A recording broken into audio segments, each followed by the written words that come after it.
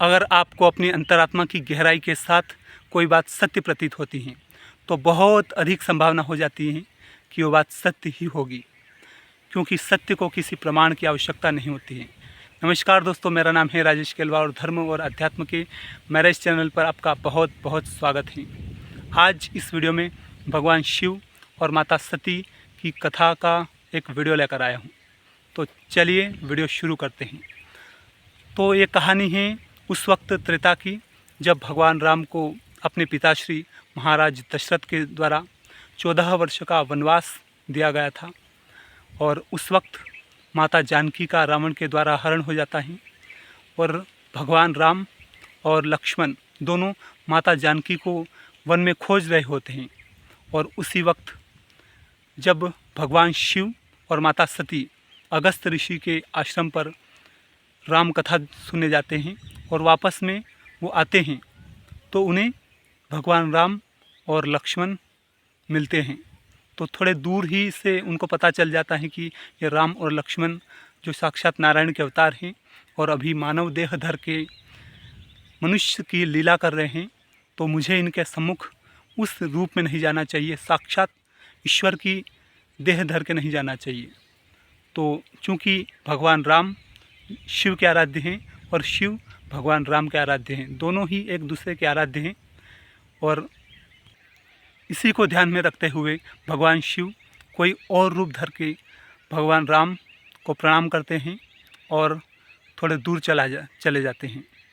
माता सती थोड़ा दूर जाने के बाद भगवान शिव से ये पूछती हैं कि आपने एक साधारण से राजकुमार जो राम और लक्ष्मण दोनों घूम रहे हैं, इनको प्रणाम क्यों किया? तो भगवान शिव उन्हें कहते हैं कि देवी, ये साधारण राजकुमार नहीं है, ये अयोध्या के महाराज दशरथ के पुत्र हैं और साक्षात नारायण भगवान विष्णु के अवतार हैं और मानव देह धर के यह मनुष्य की सी लीलाएं कर रहे हैं। आपको इन्हें साक्षात नारायण समझना चाहिए और आपको भी इन्हें नमन करना चाहिए, प्रणाम करना चाहिए, इनकी वंदना करनी चाहिए।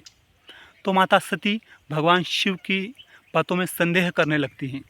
यद्यपि भगवान शिव ये बात कह रहे हैं, फिर भी माता सती उनकी बातों को एक क्षण के लिए नारी स्वभाव में आकर उन्हें अस्वीकार कर देती हैं। और बस यहीं पर उससे एक ऐसी गलती होती है जो आगे चल के उनको, माता सती को, अपने पिता जो कि महाराज दक्ष हैं, वो एक बहुत बड़ा यज्ञ करते हैं और वहाँ पर अपने प्राणों का विसर्जन, अपने प्राणों की आहुति देनी पड़ती है।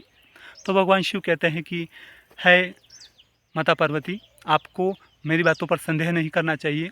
अगर मैं इन्हें प्रणाम कर रहा हूँ, मैं इन्हें नमन कर रहा हूँ, मैं इनकी गाथाओं का वंदन कर रहा हूँ, गुणगान कर रहा हूँ, तो तुम्हें भी करना चाहिए। अभी मानव देह धर के आए हैं तो साक्षात अगर नारायण भी है, फिर भी अगर मानव देह धर के आए हैं तो इनको मनुष्यों का सा स्वभाव रखना पड़ेगा, मनुष्यों की सी लीला सब करनी पड़ेगी जो एक साधारण इंसान करता है। तो माता सती कहती हैं कि अगर ये साक्षात नारायण हैं तो अपनी पत्नी को इस प्रकार कैसे खोज रहे हैं? इनको तो इनकी पत्नी बहुत आसानी से प्राप्त हो जाएगी, इसमें तो कोई संदेह नहीं है। और अगर इनकी पत्नी की भी रक्षा ये नहीं कर पाए तो भला फिर नारायण कैसे हो सकते हैं? तो भगवान शिव कहते हैं कि देवी, आपको मेरी बातों पर भी संदेह हो रहा है क्या? मेरा तो आपको पता है कि मैं साक्षात ईश्वर हूँ, शिव हूँ, जिसने पूरी सृष्टि का निर्माण किया है। तो माता सती कहती हैं कि प्रभु, आप सत्य कहते हैं, आप साक्षात परमपिता परमेश्वर हैं, पूरी सृष्टि का आपने निर्माण किया है, फिर भी आपकी बातों पर मुझे संदेह है। बस यहीं पर एक स्त्री को, एक नारी को जो कि समझना चाहिए, बहुत बड़ी भूल कर देती हैं। आज की आधुनिक नारियाँ भी अपने पति पर संदेह कर बैठती हैं, अज्ञानतावश या जो भी कह लीजिए। अंततः भगवान शिव के मना करने के बावजूद भी वो भगवान राम की परीक्षा लेने के लिए जाती हैं और परीक्षा भी लेती हैं। तो ऐसा कि भगवान राम की पत्नी माँ जानकी का वेश धर के उनके सम्मुख जाती हैं। जिस तरफ से भगवान राम आ रहे होते हैं, उसी राह से उनके सम्मुख माँ जानकी का वेश धर के जाती हैं। और जैसे ही भगवान राम के पास जाती है और भगवान राम उन्हें पूछते हैं कि सर्वप्रथम तो उन्हें प्रणाम करते हैं कि है देवी सती, आपको प्रणाम करता हूँ। और आप इस घनघोर जंगल में अकेली क्या कर रही हैं? और आपने मेरी पत्नी का सीता का वेश क्यों धरा है? एक क्षण में ही माता सती ने जो स्वांग रचा है उसे पहचान जाते हैं और वो समझ जाती है कि यह साक्षात नारायण हैं और मैंने भगवान शिव की बात नहीं मानी और इसके लिए मैंने वाकई में एक अपराध कर दिया, भगवान शिव का अपराध कर दिया। और वहीं पर वो एक क्षण में भगवान राम जो कि साक्षात ईश्वर हैं उन्हें वो लीला दिखाते हैं कि कहीं पर वो देखती हैं कि साक्षात विष्णु हैं और शेषनाग उनकी शैया कर रहे हैं और माता लक्ष्मी पास में बैठी है। और दूसरी तरफ भी देखती हैं तो यही दृश्य देखती हैं कि साक्षात भगवान विष्णु हैं और शेषनाग है, माँ लक्ष्मी उनके चरणों को दबा रही है।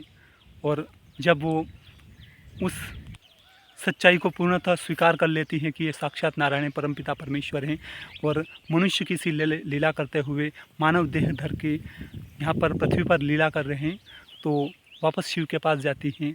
और भगवान शिव जब माता सती से पूछते हैं कि देवी तुमने ले ली राम की परीक्षा, तो माता सती वहाँ पर फिर एक झूठ बोल देती हैं कि प्रभु आप कहते हैं कि ये साक्षात नारायण हैं, तो हाँ साक्षात नारायण ही होंगे। चूँकि आप कह रहे हैं तो आपकी बातों पर तो संदेह किया नहीं जा सकता।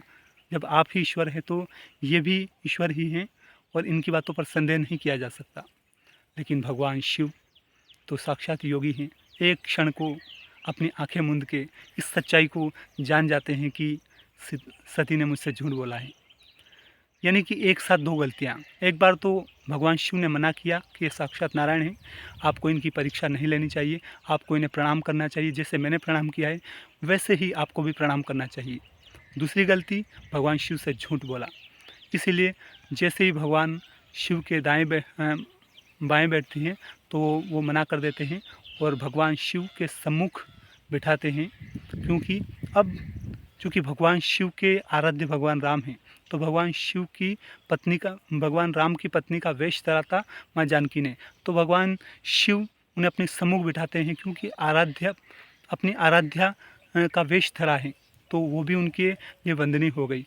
तो उस देह में उन्हें लग जाता है कि मुझे अब स्वीकार नहीं करना चाहिए इसे। और वहीं पर भगवान शिव एक संकल्प करते हैं कि मैं आज से सती का त्याग करता हूँ। और जो भगवान शिव उस संकल्प को करते हैं उस वक्त आकाशवाणी होती है कि हे भगवान शिव, आपने जो संकल्प किया है वो बहुत अच्छा किया। तो माता सती को बहुत ज़्यादा अफसोस होता है कि मैंने भगवान शिव से झूठ बोला और उनकी परीक्षा ली। और माता सती के बार बार पूछने पर भी भगवान शिव उन्हें कोई उत्तर नहीं देते हैं कि आपने कौन सा संकल्प लिया। और दोनों इस प्रकार अपने धाम में कैलाश पहुंच जाते हैं। वहाँ भगवान शिव हज़ारों वर्षों की समाधि लगाते हैं और उसके बाद दक्ष के एक बहुत बड़े यज्ञ में माता सती भगवान शिव के मना करने के बावजूद भी अपने प्राणों का अंत कर देती हैं। तो ये कहानी आज यहीं तक है। अगले वीडियो में आपको बताऊंगा कि क्यों माता सती ने अपने प्राणों की आहुति दी अपने पिता महाराज दक्ष के यज्ञ में।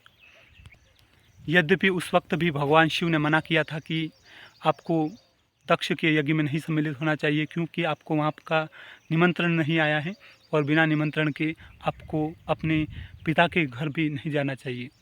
तो ये वीडियो यहीं तक है। अगले वीडियो में इस पूरी कहानी को आपको विस्तार के साथ बताऊंगा, चूँकि वीडियो बड़ा हो रहा है। और इस वीडियो को यहीं पर अंत करते हैं। मिलते हैं अगले वीडियो में। तब तक के लिए जय हिंद, जय भारत, जय श्री राम। धन्यवाद।